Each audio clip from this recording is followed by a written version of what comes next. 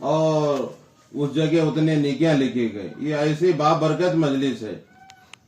जिस तरह से हमें दुनिया वालों को रात में सितारे नजर आते हैं, उसी तरह से आसमान वाले को ये मजलिस जो है, ये घर जो है, ऐसा चमकता हुआ नजर आता है जैसे सितारे चमकते हैं।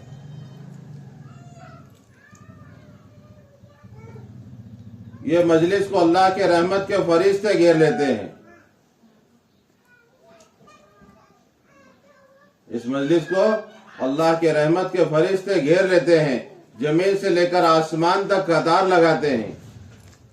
वो फरिश्ते हमें नजर नहीं आते, बल्कि इस घर को, इस मजलिस को अल्लाह के फरिश्ते घेरे हुए हैं। आसमान तक कतार लगी हुई है। अल्लाह पाक आलिमुल गैब हैं। अल्लाह को हर एक चीज का इल्म है। काले पहाड़ पर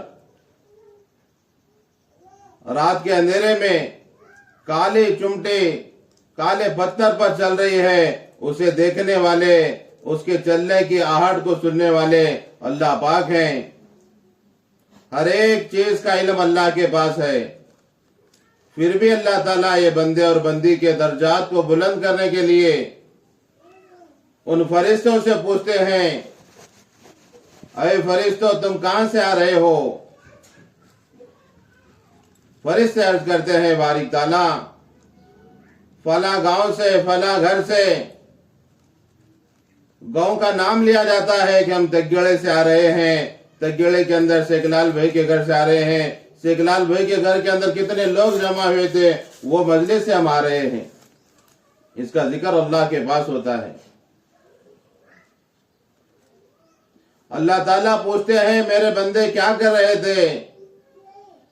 फरिश्ते अर्ज करते हैं, अल्लाह, तेरे बंदे, तेरी बंदियां तेरी मोहब्बत में जमा हुए थे। अल्लाह पूछते हैं, क्या मुझे उन्होंने देखा है? हम अल्लाह को नहीं देखे, फिर भी अल्लाह की मोहब्बत में यहाँ जमा हुए हैं। अल्लाह पूछते हैं कि किसकी तलब में बैठे हुए थे? फरिश्ते अर्ज करते हैं, बारिक ताला, जन्नत की तलब में बैठे हुए थे। तेरी बड़ाई कर रहे थे, तेरी तारीफ कर रहे थे। और अल्लाह फिर पूछते हैं, किससे पनाह मांग रहे थे, किससे डर रहे थे? फरिश्ते अर्ज करते हैं, बारिक ताला, तेरी बनाई हुई जहन्नम से डर रहे थे। तेरी बनाई हुई जहन्नम से पनाह मांग रहे थे। अल्लाह ताला उन फरिश्तों से कहते हैं, अरे फरिश्तों, तुम गवाह रहो।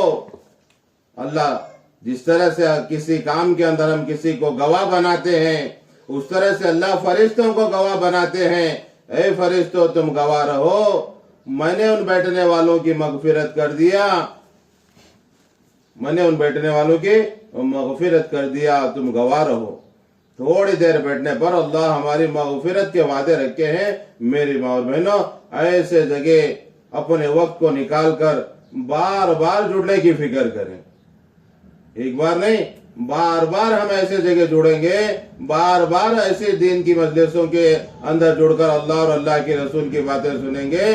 अल्लाह ताला हमसे मोहब्बत करेंगे, अल्लाह हमारे गुनाहों को माफ करेंगे। दिखने के लिए मामूली नजर आता है, ये जुड़ना दिखने के लिए मामूली नजर आता है, मगर ये मामूली नहीं है। ये अभी इसका पता हमें नहीं चलता।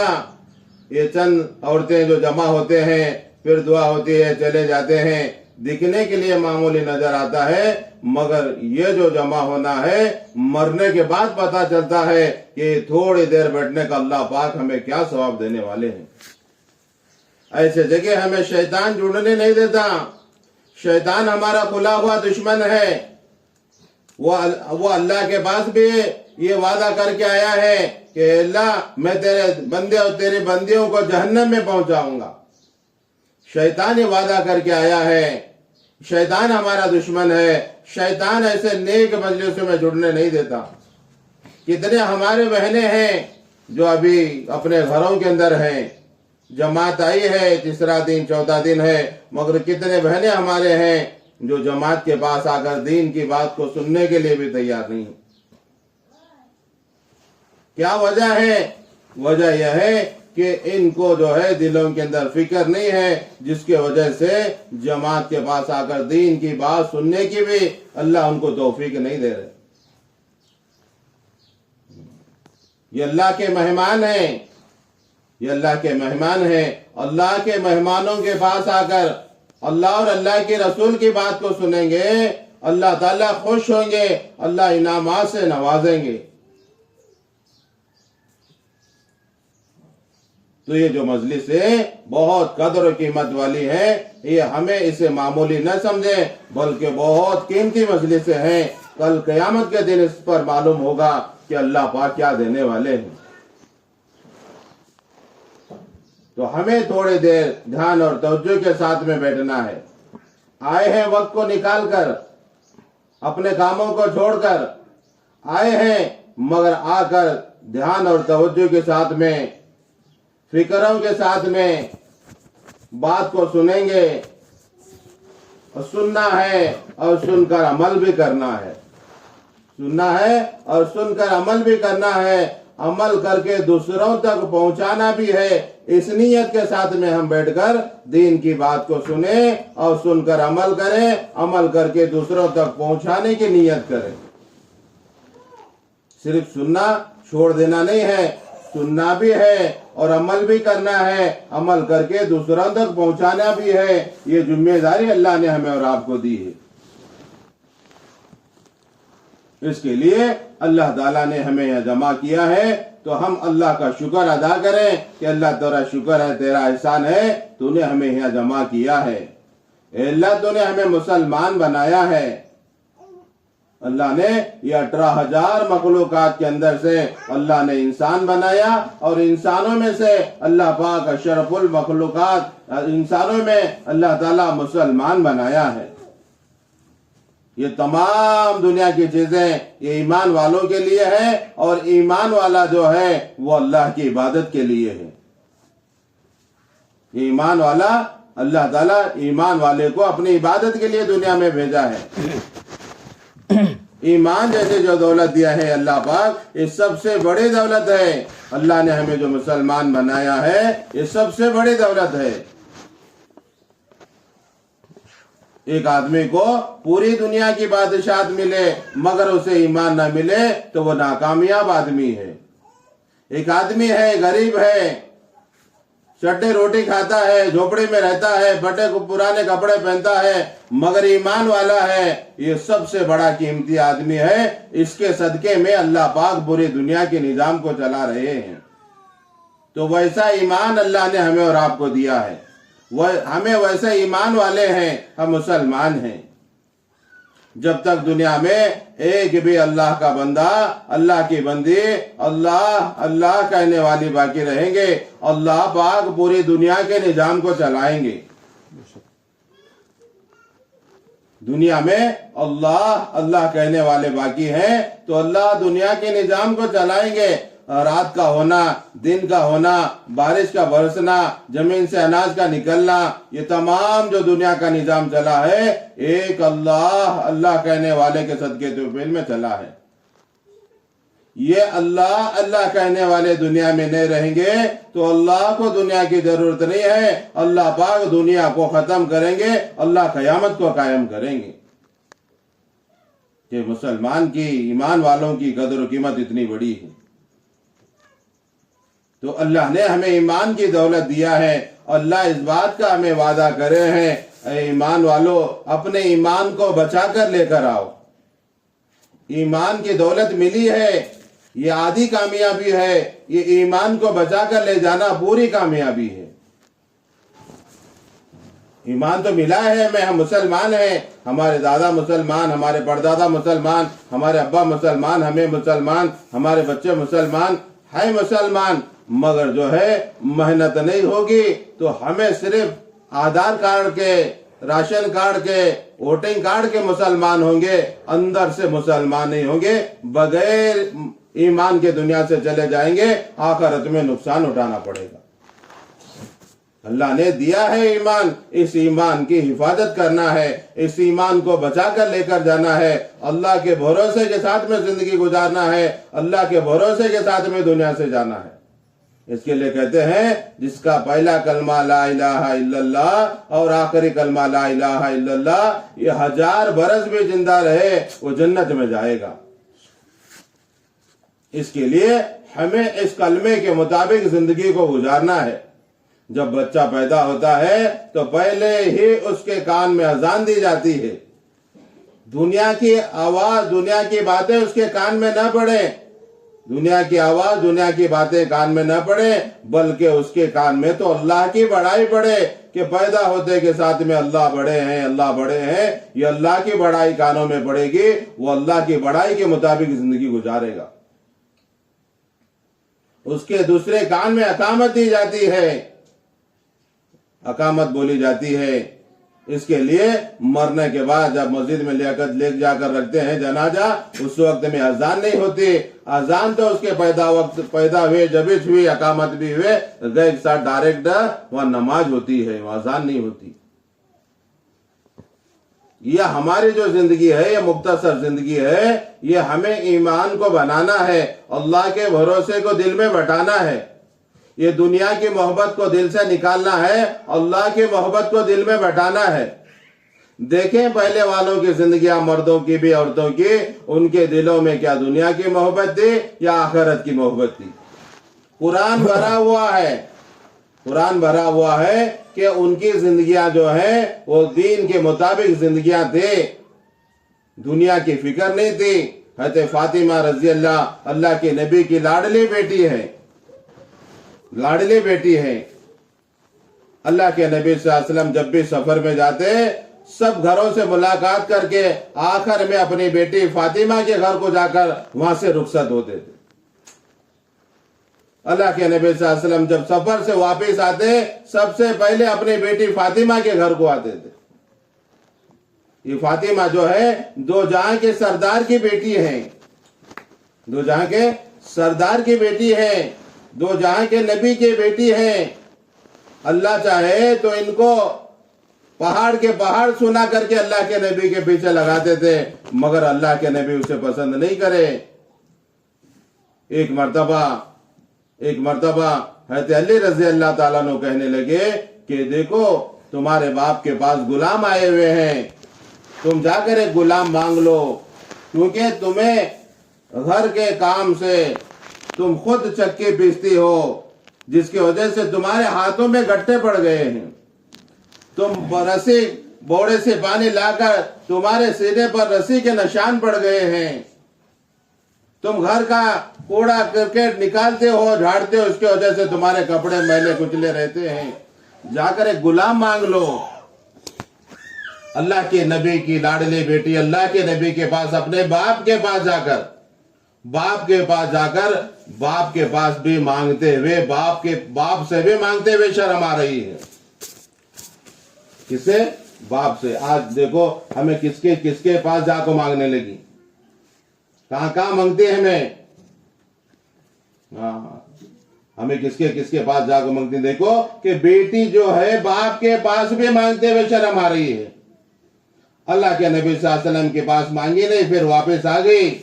अल्लाह के नबी सल्लल्लाहु अलैहि वसल्लम ने घर आकर पूछा कि फातिमा क्या बात है, आप आई थी फिर वापस चले गई। शर्म की वजह से नहीं बोली। हजरत अली रज़ी अल्लाह ताला अन्हु कहने लगे कि अल्लाह के नबी मैं ही भेजा था कि ये हालत है, इसके लिए आपके पास गुलाम आए हैं, आप एक गुलाम देंगे तो उनको कामों में मदद मिल जाएगी। अल्लाह के नबी सल्लल्लाहु अलैहि वसल्लम ने अपनी बेटी को गुलाम नहीं दिया, अपनी बेटी को गुलाम नहीं दिया, बांधिया नहीं दिए। अल्लाह के नबी सल्लल्लाहु अलैहि वसल्लम ने अपनी बेटी को कलिमात सिखाए हैं। ए बेटी, तो रात में सोने के लिए बिस्तर पर आए तो 33 मरतबा सुबहान अल्लाह, 33 मरतबा अल्हम्दुलिल्लाह, 34 मरतबा अल्लाह अकबर पढ़ के तेरे हाथों पर दम करके तो पूरे बदन पर फेर ले, तेरी थकान दूर हो जाएगी। ये बेटी उसको पसंद की है, बाप को शिकायत नहीं की कि तुमने मुझे नहीं दिया। मेरे अब्बा मैं इस पर राजी हूं। आज देखें हमारे पास 2 पैसे आ गए तो हमारा चलना अलग, हमारा बात करना अलग, हमारा हर एक चीज अलग होती है सिर्फ 2 पैसे आ जाने से। हमारे घर में भांडे धोने वाले अलग, कपड़े धोने वाले अलग, यहाँ तक कि क्या है बैतुल कला में जाको वहां भी डब्बा रखने वाले अलग। ये हालात जो है ये मुसलमानों के हैं, ये हालात जो है ईमान वालों के हैं।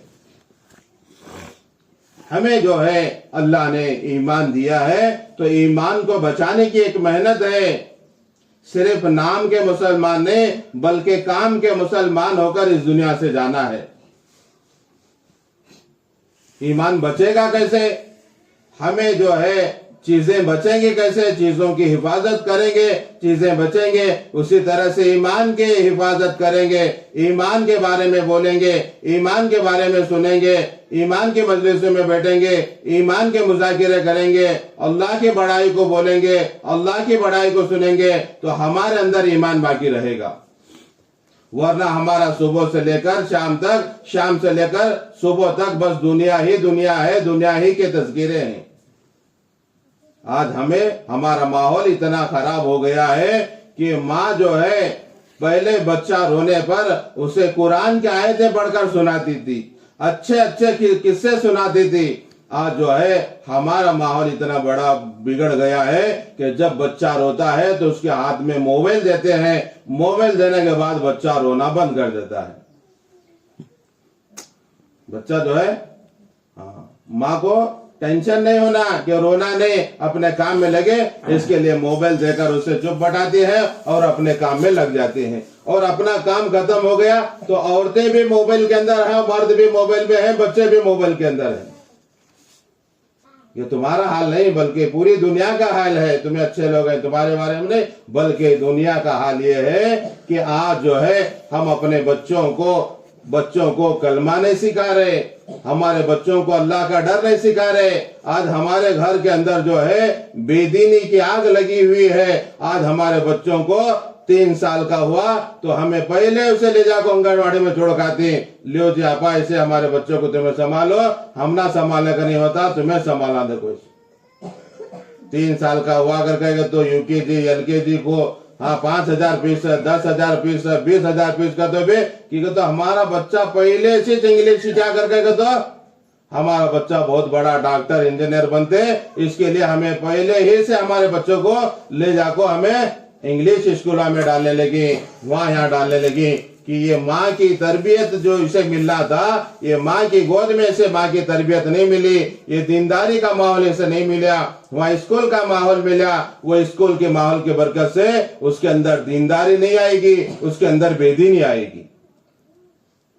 इसके लिए बड़े कहते हैं कि माँ का जो गोद है, वो माँ का जो गोद है पहला मदरसा है। माँ जो है अपने बच्चे को 6 साल तक, पहले जो है 6 साल तक नाम नहीं लगा लेते थे स्कूल में कि 5 साल 5.5 साल का आएगा तो भी नको, अभी तुम्हारा बच्चा 6 साल का नहीं हुआ कर को। पहले था, अभी नहीं। हमारा बच्चा 2-2.5 साल का आता तो भी नाम लगा लेते, हाँ तुमने फीस दिया तो बस दे, तुम्हारे बच्चों को हमें सब संभालते। क्योंकि माँ की जो आदत है, माँ के जो अखलाक है, वो जो है अपने गोद के अंदर अपना बच्चा माँ के अखलाक को सीखता है तो बड़े होकर उसके अखलाक के मुताबिक वो अमल करता है। वरना हमें उसकी तालीम नहीं देंगे, वो हमें स्कूल में जाकर डैडी पप्पा टाटा बाटा ये सब सीखेगा, अब बड़ा होकर भी और टाटा और बाटा करेगा। इसके लिए हमें जो है अपने ईमान को बनाते हुए अपने घर के माहौल को बनाने की जिम्मेदारी है। और कल क़यामत के दिन अल्लाह ताला इस जिम्मेदारी के बारे में आपसे भी पूछने वाले हैं। ऐसा नहीं कि सिर्फ मर्द जिम्मेदार है, नहीं बल्कि आप भी जिम्मेदार हैं। आपको भी पूछा जाएगा, मर्द को भी पूछा जाएगा, तुमने तुम्हारे घर के माहौल को बनाने के लिए तुमने क्या कोशिश और क्या फिक्र की है। हमारी जिंदगी ऐसे नहीं है कि खाओ पियो मर कर आ जाओ, नहीं बल्कि खाओ पियो अमल करके आ जाओ, आखिरत में आपको हिसाब देना है। क्योंकि दुनिया की जिंदगी अमानत है, आखिरत की जिंदगी को बनाने के लिए अल्लाह ने हमें दुनिया में भेजा है। आखिरत की जिंदगी को बनाने के लिए अल्लाह ने दुनिया में भेजा है। तो ये दुनिया की जिंदगी मुख्तसर है, आखिरत की जिंदगी हमेशा हमेशा की है। आखिरत की जिंदगी बनेगी कैसे? ये घर की तालीम के जरिए से घर के माहौल को बनाएंगे। ये घर का माहौल बनेगा तो घर के अंदर दीनदारी आएगी। घर के अंदर घर वाले भी, मर्द भी, औरतें भी, बच्चे भी जो है नमाजों के पाबंद बन जाएं। अजान हो रही है, अल्लाहु अकबर, अल्लाहु अकबर, अल्लाहु अकबर, अल्लाहु अकबर, अल्लाह बड़े हैं, अल्लाह बड़े हैं, अल्लाह बड़े हैं, अल्लाह बड़े हैं। ये कानों में आवाज बढ़ रही है, ये कानों में आवाज बढ़ रही है। हम हमारे ना टीवी को हम बंद कर रहे हैं, ना हमारा मोबाइल बंद हो रहा है। हमारे बातें भी बंद नहीं होने लगे, हमारा काम भी बंद नहीं। हमें यह कहने लगी अल्लाह तू बड़ा नहीं है, मेरा काम बड़ा है। ये हमें जबान से नहीं बोल रहे, हमें काम कर को दिखाने लगे। तू बड़ा नहीं है, बड़ा तो हमारा काम है। जब अल्लाह की बड़ाई कानों के अंदर पड़े तो हम तमाम कामों को छोड़ दें, अजान का जवाब दें कि मौजिन जो बोल रहा है वो आप बोलें, उसका जवाब दें। अजान को ध्यान के साथ सुने, अजान को ध्यान के साथ सुनेंगे, मरते वक्त अल्लाह ताला कलमे वाली मौत देगा। अजान हो रही है, हमारे सरों पर दुपट्टा नहीं है, हमारा सर खुला हुआ है। सर खुला हुआ है तो अल्लाह के फरिश्ते हमारे घरों में नहीं आते। सर खुला हुआ है तो अल्लाह के फरिश्ते हमारे घरों में नहीं आते, तो हमारे घर में बला और मुसीबत आती है, परेशानी आते हैं। वो मौलाना पास गए, ये हाफिज साहब पास गए, वो गुड़ी को गए, ये मट को गए, वहां जाकर धागा बंधे, वहां जाकर गवारा बंधे, क्या होने वाला नहीं है। क्योंकि हमने रास्ता दूसरा पकड़ा हुआ है। वो रास्ता जो है वो बुराई की तरफ ले जाने वाला, जहन्नम की तरफ ले जाने वाला है। रास्ता वो पकड़ना है जो कामयाबी की तरफ ले जाए। अल्लाह को देखे, अल्लाह के अहकाम को देखे, नबी के तरीके को देखे, साहबा इकराम के तरीके को देखे। उन्होंने क्या किया है? खुशी पर भी उन्होंने नमाज पढ़ के अल्लाह का कुछ शुक्र अदा किया है, गम में भी नमाज पढ़ के अल्लाह का शुक्र अदा किया है, सब्र को हासिल किया है। जो भी बला और मुसीबत आती है वो अल्लाह ही के तरफ से आती है, अल्लाह ही उसे दूर करने वाले हैं। इसके लिए नमाजों की पाबंदी करें। मर्द हजरात मस्जिद में जाकर नमाज पढ़ने वाले बने। एक छोटी मस्जिद थी और फिर इतनी बड़ी मस्जिद आपके अंदर मोहल्ले में, आपके गांव में हुई है कि इतनी बड़ी मस्जिद तो हमारे तालुके में भी नहीं है। अभी मस्जिद का पेट भरना है। ये पेट क्या है? मस्जिद का कब भरते कि तमाम लोग मस्जिद में जाकर नमाज पढ़ेंगे, मस्जिद का पेट भरता है। हमें चटाया, हमें फैना, हमें एसी, हमें कूलर, ये सब लगे, मगर मस्जिद में नमाज पढ़ने वाले नहीं है। तो नमाज नहीं पढ़ने की वजह से मस्जिद हमें बद्दुआ देती है। इसके लिए मर्द हजरात पांचों टाइम मस्जिद में जाने वाले बने। आप फिक्रमंद होंगे, आपके घर वाले जाकर नमाज मस्जिद में खड़े होकर पढ़ने वाले बनेंगे। आप फिक्रमंद होंगे, आपकी एक नमाज भी कजा नहीं होगी, क्योंकि आपको मालूम है कि नमाज कजा करने पर क्या गुनाह है, नमाज पढ़ने पर क्या सवाब है। इसके लिए आप भी नमाजों की पाबंदी करें, आपके घर वालों को मस्जिद में भेजने की फिक्र करें, अपने बच्चों को जो है, अपने बच्चों को मस्जिद के मकतब से जोड़ने की फिक्र करें। हमारे गांव के अंदर स्कूल है, मगर हमारे गांव के अंदर इमाम नहीं है। हमारे गांव के अंदर मकतब पढ़ाने वाले नहीं हैं। अल्लाह हमना 50 एकड़ दिए, 40 एकड़ दिए, 100 एकड़ दिए, अल्लाह हमना सब कुछ दिए, मगर हमारे पास एक इमाम को पगार देखो, हमारे बच्चों को मकतब पढ़ाने की हमारे अंदर हैसियत नहीं है। एक इमाम को रखेंगे, एक हाफिज साहब को रखेंगे, वो बच्चों को दीनी तालीम पढ़ाएगा, वो हमें मर कर जाएंगे, उसका सवाब हमें मिलते रहेगा।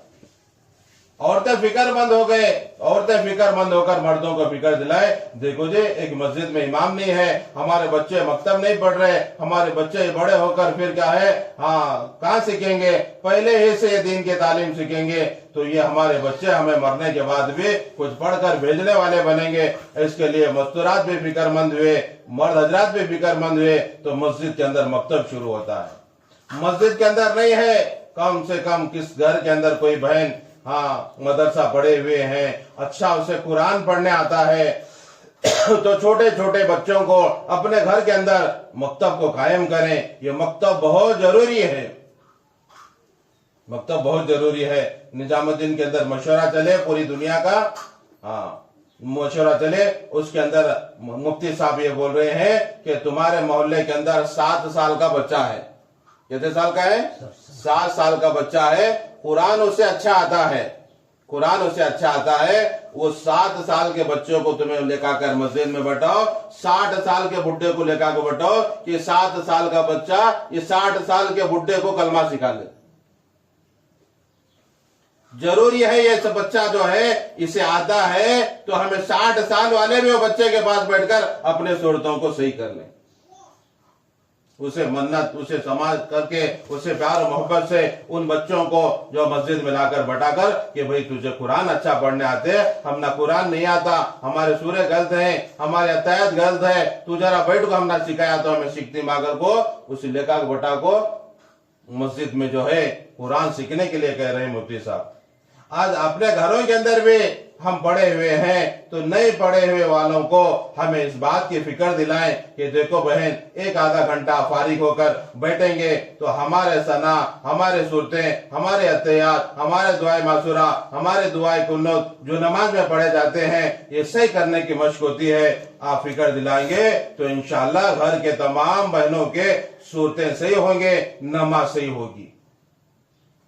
इसकी फिक्र करें कि मर्द हजरात भी, मस्तूरात भी दीन के तालीम को सीखने की फिक्र करना है। हमारे बच्चे मकतब में, हमारे बच्चे मदरसे में हैं, हमारे बड़े तो कहते हैं कि हमारे बच्चे जितने मदरसे में जा हैं जाकर उनको तलाश करके, उनको ढूंढकर उनसे मुलाकातें करें। इल्म बहुत जरूरी है अल्लाह को पहचानने के लिए।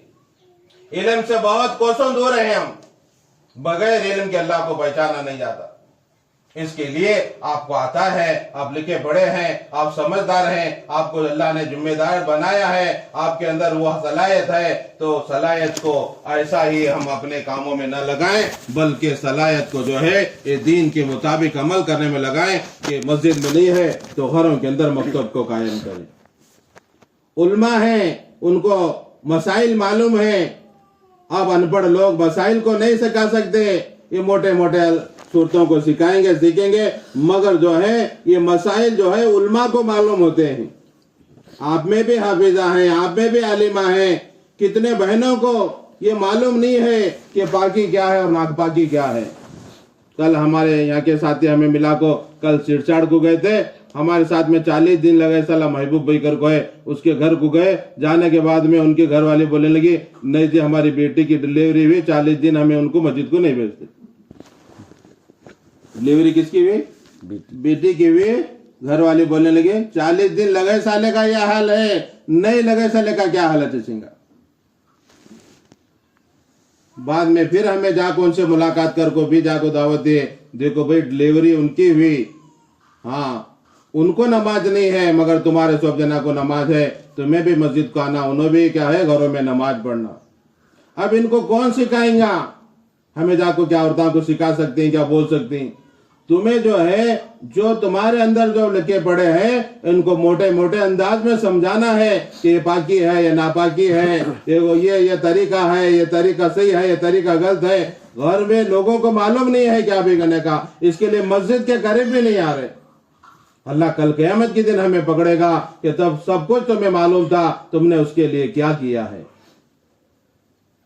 मैं बहुत दूर के, बहुत दिनों की कारगुजारी नहीं, कल की जो बोलने लगे मैं तुमने ऐसे कैसे कितने घर होंगे। इसके लिए आप फिक्रमंद हो, आप फिक्रमंद होंगे तो इंशाअल्लाह 1-2 बहनें इसके लिए फिक्रमंद हो जाएंगे।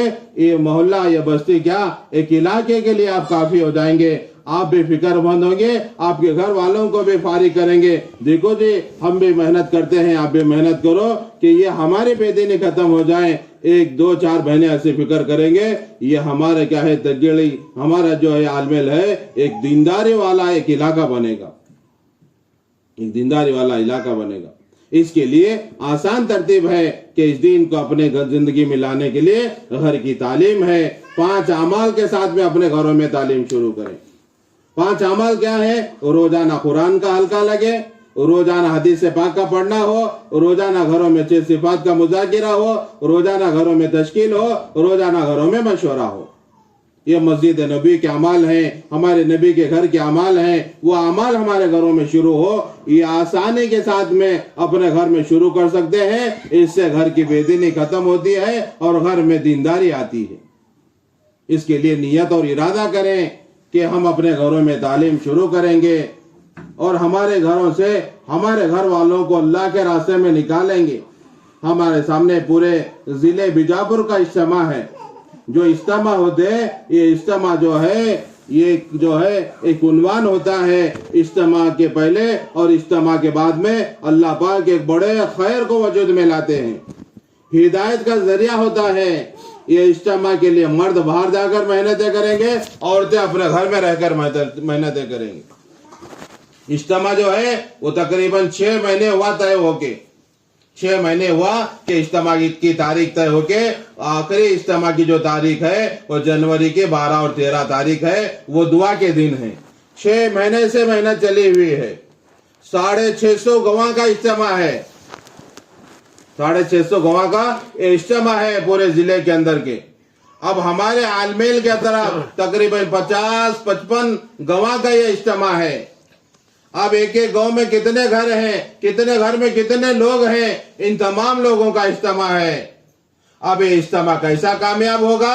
मर्द हजरात को आप फारिग करके अल्लाह के रास्ते में भेजेंगे, ये गांव गांव जाएंगे, घर घर जाएंगे, फर्द फर्द जाएंगे, लोगों को अल्लाह की दीन की बात को समझाएंगे और उनको अल्लाह के रास्ते में निकालकर उस इज्तिमा में लेकर पहुंचेंगे।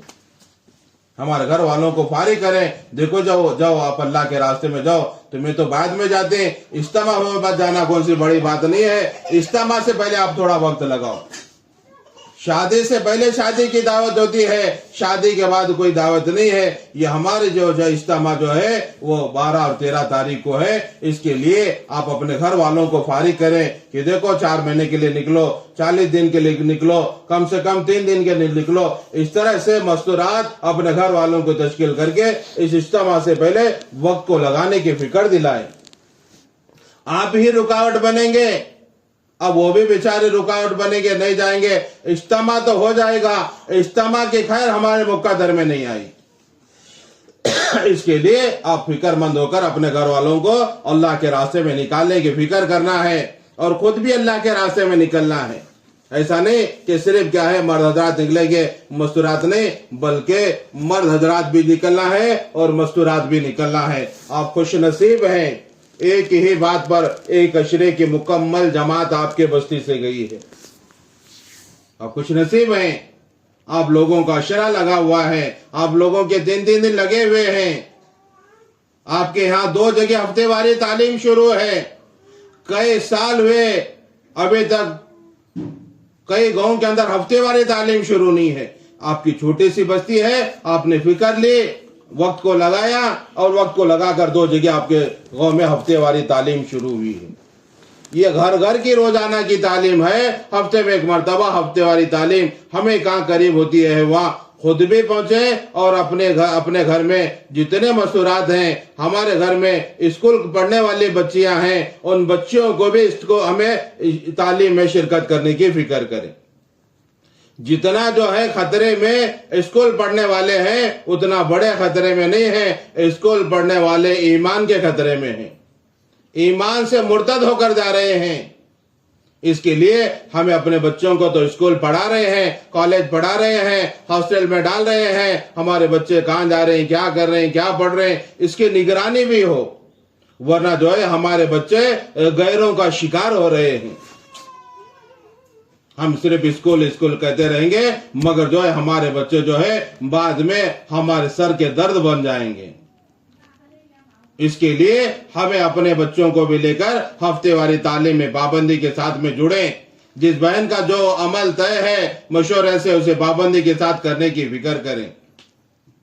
और इस इज्तिमा की कामयाबी के लिए आप अपने घर में रहते हुए रोजा रखें, आप अपने घर में रहते हुए यासीन पढ़ें, आप अपने घर में रहते हुए नमाज के बाद में, तहज्जुद के बाद में इज्तिमा की कामयाबी के लिए दुआ मांगे।